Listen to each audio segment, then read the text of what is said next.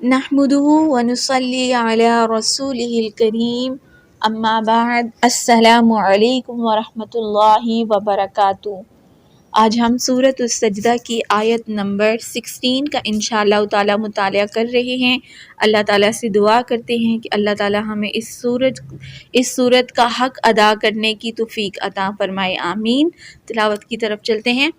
اعوذ باللہ من الشیطان الرجیم،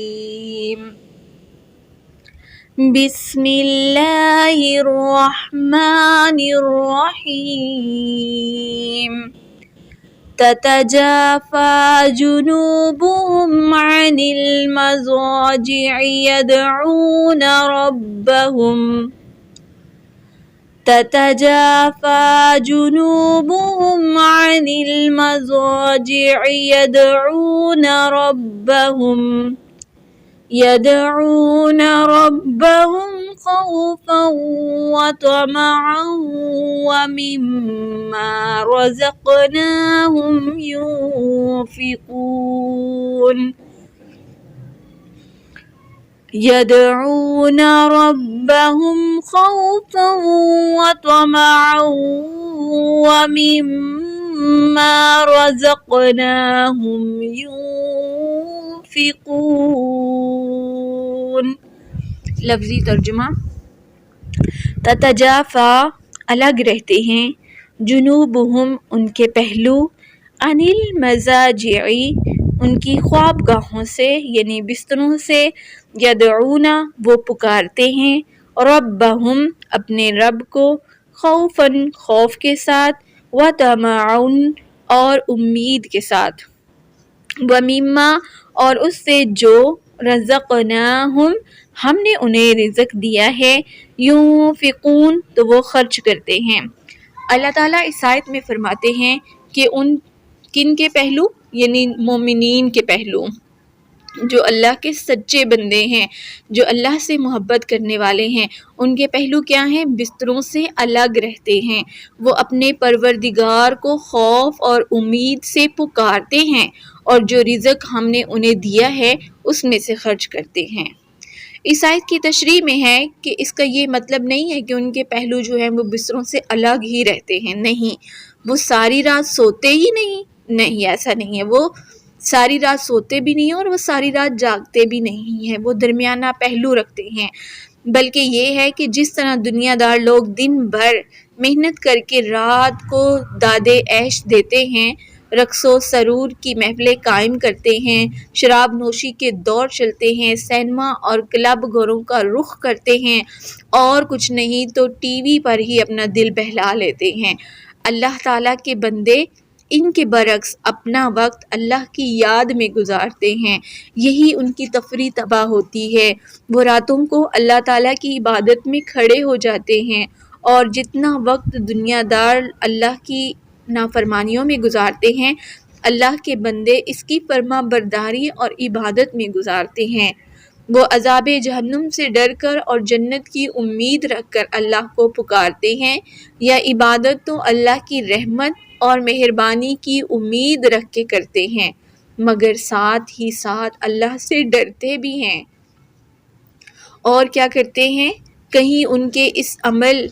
میں کچھ تقصیر نہ رہ جائے، کوئی کمی نہ رہ جائے اور وہ اللہ کے ہاں کا مقبول ہی نہ ہو، تاہم وہ اس میں اللہ سے حسن ظن بھی رکھتے ہیں اور اس کی رحمت کی امید بھی رکھتے ہیں اور مہربانی کا پہلو بھی غالب رہتا ہے ان کے اندر، اور یہ پہلو زندگی بھر غالب رہتا ہے، جیسا کہ رسول اللہ صلی اللہ علیہ وآلہ وسلم نے فرمایا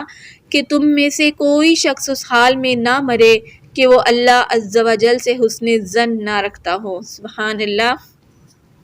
اگرچہ اس آیت سے معلوم یہی ہوتا ہے کہ اس آیت میں بستروں سے الگ رہنے اور اللہ تعالیٰ کو پکارنے سے مراد نماز تہجد ہے، جس کی احادیث میں بہت زیادہ فضیلت ہے، تاہم بعض علماء نے اس سے صبح کی نماز مراد لی ہے، بعض نے عشاء کی اور بعض نے نماز مغرب اور عشاء کے درمیان نوافل کی،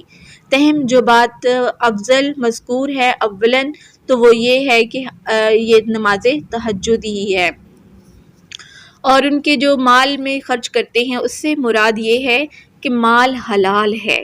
کیونکہ اللہ تعالیٰ نے حرام مال کی نسبت کبھی اپنی طرف نہیں کی۔ تو اللہ تعالیٰ کہتے ہیں جو اللہ تعالیٰ نے ان کو دیا ہوا ہے مومنین کو، اس میں سے وہ خرچ کرتے رہتے ہیں،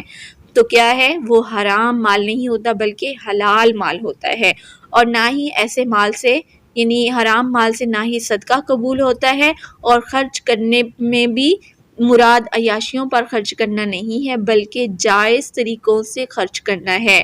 خواہ وہ اپنی ذات پر ہو، وہ اہل و عیال پر ہو، قرابت داروں اور دوسرے محتاجوں کی ضروریات اور حاجات پوری کرنے پر ہو۔ اور اگر حلال مال سے دوسروں پر خرچ کرنے کی توفیق میسر نہیں ہوتی تو بھی حرام کمائی سے بہرحال بچنا چاہیے، اس پر قناعت اور اللہ کا شکر کرنا چاہیے، اور اس میں سے خواہ بہت تھوڑا ہی صحیح کچھ نہ کچھ ضرور خرچ کرنا چاہیے، کیونکہ غریبوں کو بھی تزکیہ نفس کی ضرورت ہوتی ہے، بخل کے مرض سے ان کا بھی دل پاک ہونا چاہیے۔ اس لیے رسول اکرم صلی اللہ علیہ وآلہ وسلم نے فرمایا، آگ سے اپنا بچاؤ کرو، خواہ کھجور کے ایک ٹکڑے کو ہی دے کر صحیح۔ اللہ تعالیٰ سے دعا ہے کہ اللہ تعالیٰ ہمیں ان صفات کے مطابق بنا دیں جو مومنین کی ہیں، جو اپنے پہلوؤں کو آخری پہر میں اللہ تعالیٰ کے لیے وقف کرتے ہیں، جاگتے ہیں، اپنے بستروں سے اٹھ جاتے ہیں، یعنی نماز تہجد کے لیے اللہ تعالیٰ ان میں شامل فرمائے، اور اللہ تعالیٰ سے خوف رکھنے والا ہم کو بنائے، اور ساتھ میں امید بھی پکارنے والا بنائے، اور جو رزق اللہ تعالیٰ نے ہم کو دے رکھا ہے اس میں سے خرچ کرنے کی بھی توفیق عطا فرمائے۔ یہ مومنین کی صفات ہیں، اللہ تعالیٰ ہمیں بھی ان میں شامل فرمائے، آمین۔ وآخر دعوانا ان الحمد للہ رب العالمین، والسلام علیکم ورحمۃ اللہ وبرکاتہ۔